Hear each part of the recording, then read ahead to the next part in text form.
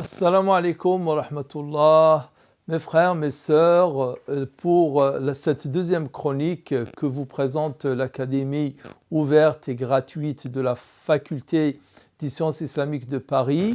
Elle vous accompagne pendant ce mois. C'est une bonne occasion, je dirais, c'est une belle occasion en ce mois de Ramadan avec le confinement. Vous ne pouvez pas vous déplacer pour assister à des conférences. C'est les conférences qui viennent vous rendre visite chez vous, où que vous soyez.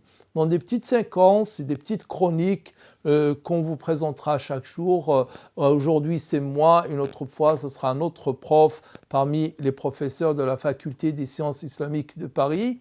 On prend un juz.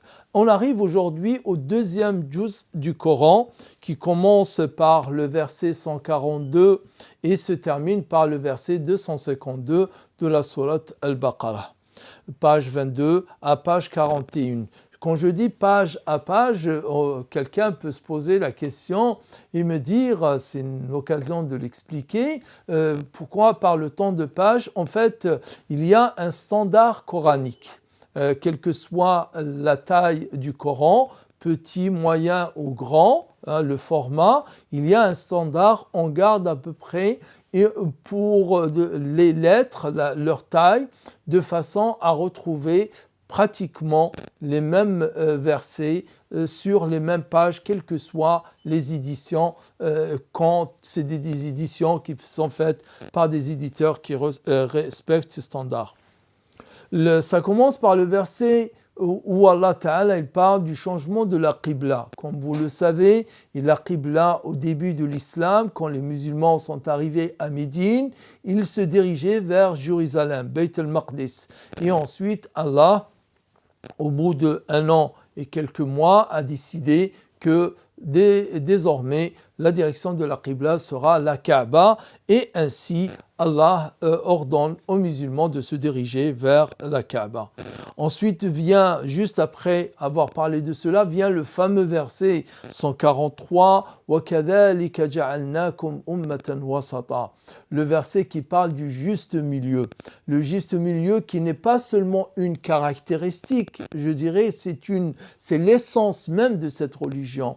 S'il y a bien une caractéristique ou une essence de cette religion, c'est qu'elle est dans ses enseignements, dans ses prescriptions, dans sa philosophie, dans sa conduite et ce qu'elle dicte pour la conduite, elle est toujours dans le juste milieu, pas de laxisme et il n'y a pas non plus d'excès de rigorisme, mais entre les deux. Rigueur sans que ça soit outrancière et aussi souplesse sans qu'on ne tombe non plus dans le laxisme. Donc il y a ce fameux verset 143 de juste milieu.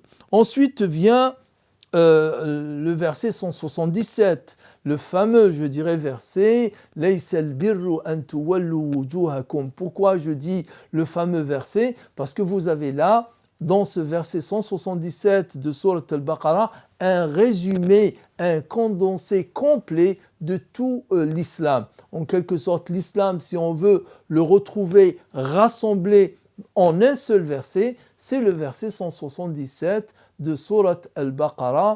Pourquoi? Parce qu'Allah, il parle des 3 aspects de la religion. Il parle de la foi, la